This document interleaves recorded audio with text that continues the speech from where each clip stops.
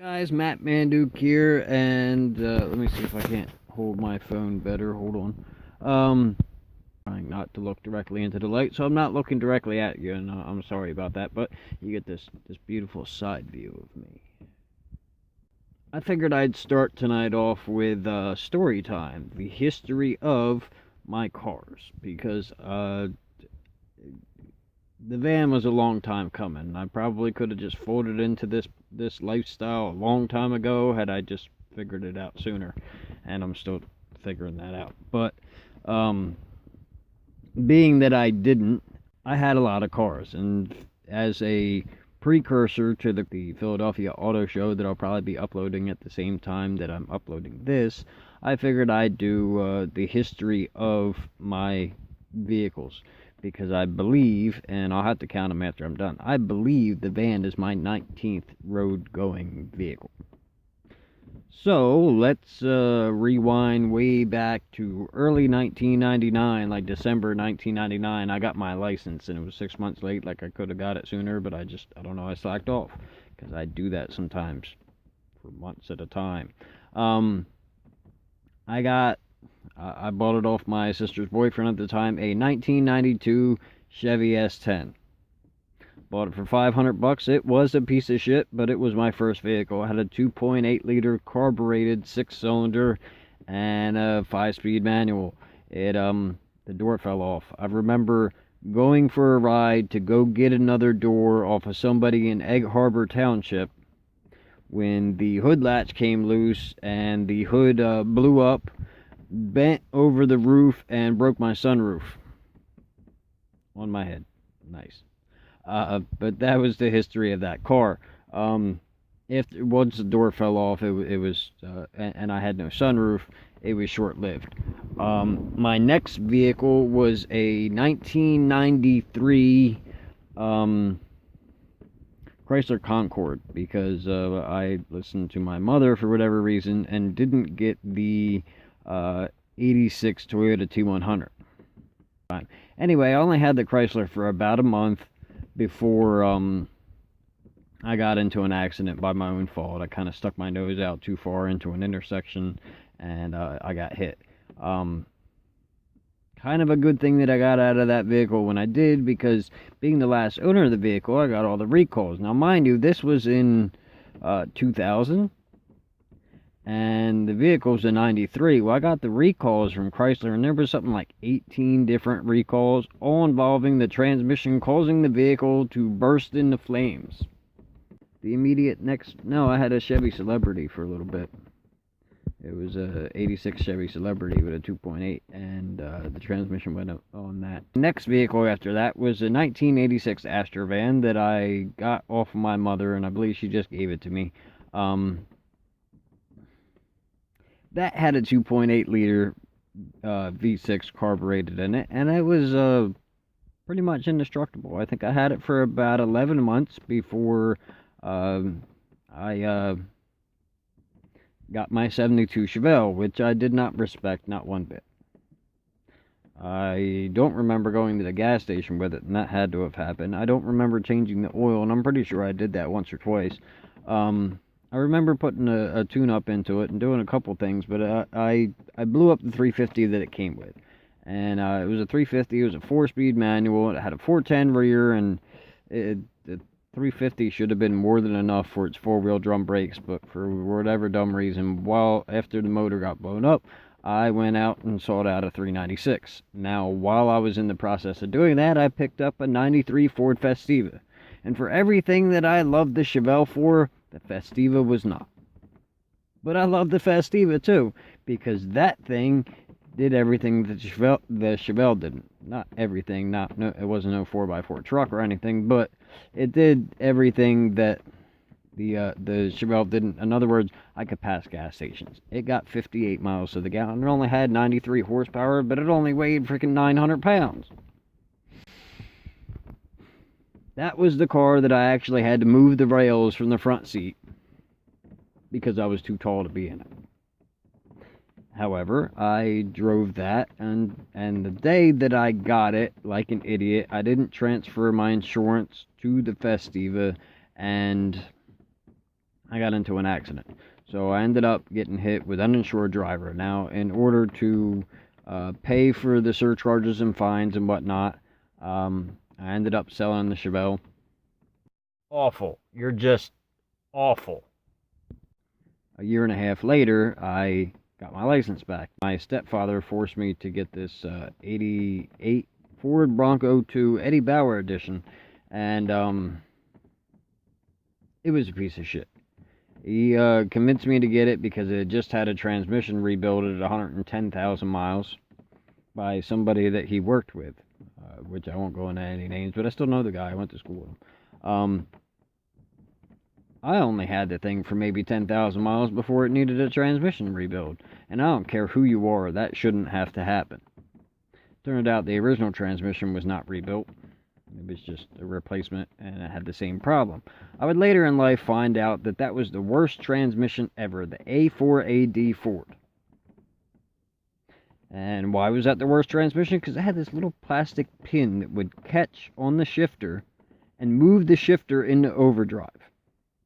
Now, overdrive isn't something that we think about these days, but overdrive then was actually like a gear, kind of like the 1, 2, and drive you got now, and there's overdrive. Well, the plastic pin would fall down, like rattle out and fall down into the transmission, and it was made out of a harder plastic than the plastic gears that were inside of the transmission, so it would just rip the whole transmission apart. Bad idea. So after I put a second transmission into it, I ended up blowing that up off-road, which I don't even hate it. It had a 2.9 liter V6, which wasn't bad, but had it been a manual, it would actually have been a decent vehicle. After the Bronco blew up, I believe I was given a Ranger. That was a 2.5 liter, 4-cylinder, 5-speed, and after that, I had a Dodge Daytona for about a week. The transmission was already shot in it. It was a turbo, and it like the smell of a burning transmission sucks. But alright, so the next vehicle I actually got was a 91 Toyota Camry, and all-wheel drive 2.0 manual transmission. It was an awesome car. I had that for a while. That was actually, I worked at Advance at the time, and I learned all about, the things that you're supposed to do, preventative maintenance and all that stuff.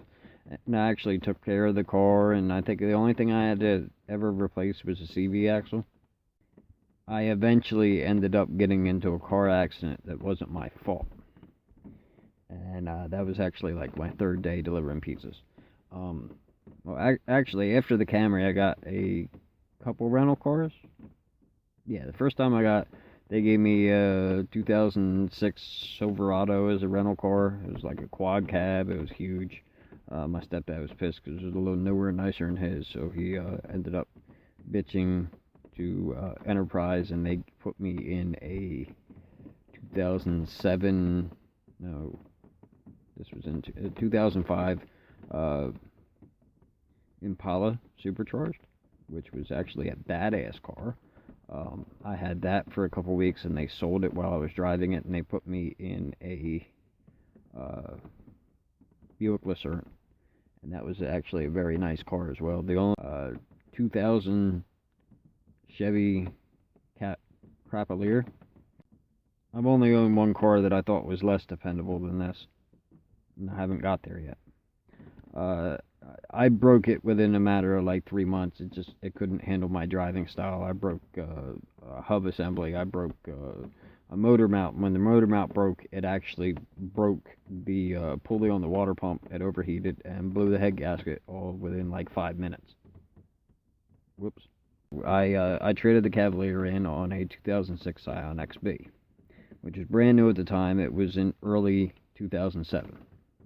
And I loved the shit out of that car, and I maintained it as best I could, and I ended up getting hit by a hit and run stolen car, that drunk driver, which totaled it in early 2008.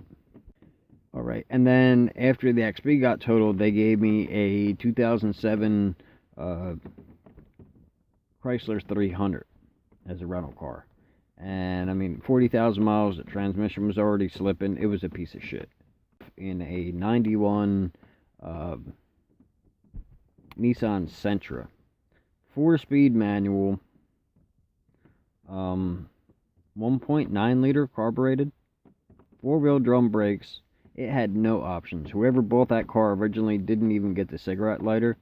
They might have actually paid extra to get things that, like removal of disc brakes and stuff. I thought by 91 that all cars at least had front disc brakes. I was wrong. It didn't. Uh, but it got like 50 miles to the gallon. And it was kind of fun to drive. But eventually, one day, and it was while I was delivering in Cape May, I saw this little nipple pointing up through the hood. And when I got out and looked at it, the strut tower had rusted out, and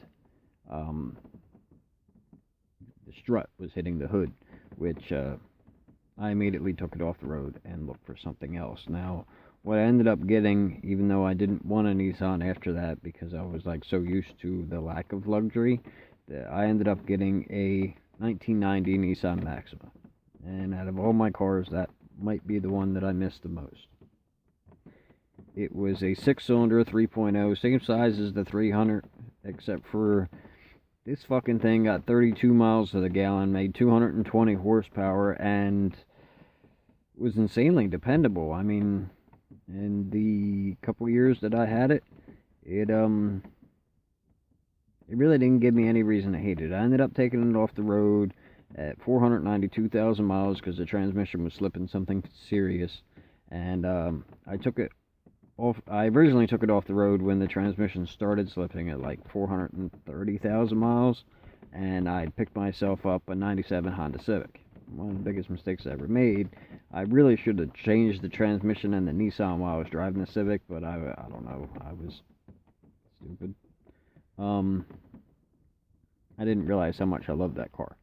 The Civic was a joke. It wasn't so much of a problem that it was a DX car with an EX motor. It was a 5-speed manual, the most forgiving transmission ever. If you drive a Honda and you miss gears, you're fucking retarded. Like, I only needed the clutch to downshift. But the problem with the Civic wasn't that it was a motor swap. The problem with the Civic was, I mean, this is a 97 hatchback. The problem with it was that it was a piece of shit. It wouldn't have mattered if it was an EX car. It could not take a beating. It wasn't fast. It was slow as shit. It felt fast, but it was slow as shit. Now, when I broke the Civic and I was trying to get it fixed, I ended up borrowing my mother's car, and I am going to count this as a road-going car because I had it for like 3 months because the part that I broke on the Civic was non-replaceable and nobody could find it. Not anybody in Vineland, not anybody anywhere. Honda themselves told me that they could not duplicate, could not find it, and could not make it, and that was calling the freaking manufacturer in Japan.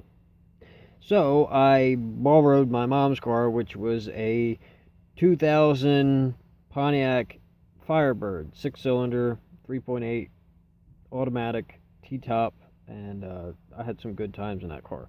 But I only really fit in that with the T-top off, so it was a good thing it was summertime. I ended up picking up a Maxima parts car, which was another 90 Nissan Maxima, 5-speed though. And I ended up tuning that one and turned it into a turbo car, which it was essentially a 300ZX. Rear-wheel drive, everything. It was like I ripped the body off and put it on. It was a lot more involved than that, but that's what it ended up being. That ended up getting hit by a truck, and it worked out that I never actually tagged that up because it had like the same VIN number as my other one. So it actually worked out when I got hit by the truck that the insurance covered it. They didn't cover my modification, so oh, I got the Altima. It was a 96 Nissan Altima that I bought off my mom. It had 18,000 miles on it when I got it. It had 12,000 when she got it, off of my stepdad's mom. And that car was, well, it was disappointing because the automatic non-turbo 90 Maxima got 32 miles to the gallon out of a 6-cylinder. The Ultima got 22 out of a 2.4 liter 4-cylinder. The only thing that I ever really had to do to it, I mean, there was I tuned it up and I had to do a few things because like the family had this idea that because it only had 18,000 miles, it didn't need anything but an oil change. They were wrong. It needed an air filter at like 5,000 miles, and nobody ever did it. When I pulled it out, it was blacker than the air behind me. I mean, it was blacker than night. And the emission system was trashed because of that. But over the course of time, I managed to clean out the EGR valve. I managed to do a bunch of other stuff. It just, to a fault, it became boring because it didn't brake. It didn't do anything. It didn't get great gas mileage. It wasn't really big enough for me. I did have sex in it, but with quite a few chicks actually. But it was just, it was a boring car. Like, I didn't belong in it because it was too boring. While having the Ultima, I ended up picking up the F-150. It was an 89 F-150. I picked it up for what it was, which was $515. I used it for flea markets and scrap yards and storage auctions, and I took it off-road, and I did a bunch of shit with it, and eventually it became what it was worth, which was, it was falling apart anyway. I mean, everything was rigged when I bought it, and I tried to put it back together, but it was too late for it. I mean, it needed an exhaust manifold when I bought it. It needed an oil pan when I bought it, and all I really did was procrastinate the need for that stuff so that I could continue to use it for, well, which was to make money, and I made money with it, so I'm happy with it. But at the end of the life of the F-150 was when I picked up the van, and this is a 2000 Chevy Express 1500, 5.7 liter Vortec, and that's where I'm at. So far, I've had to do a fuel pump and a multifunction switch. So, there you have it. My history of cars. Thanks for watching. Check you out next time.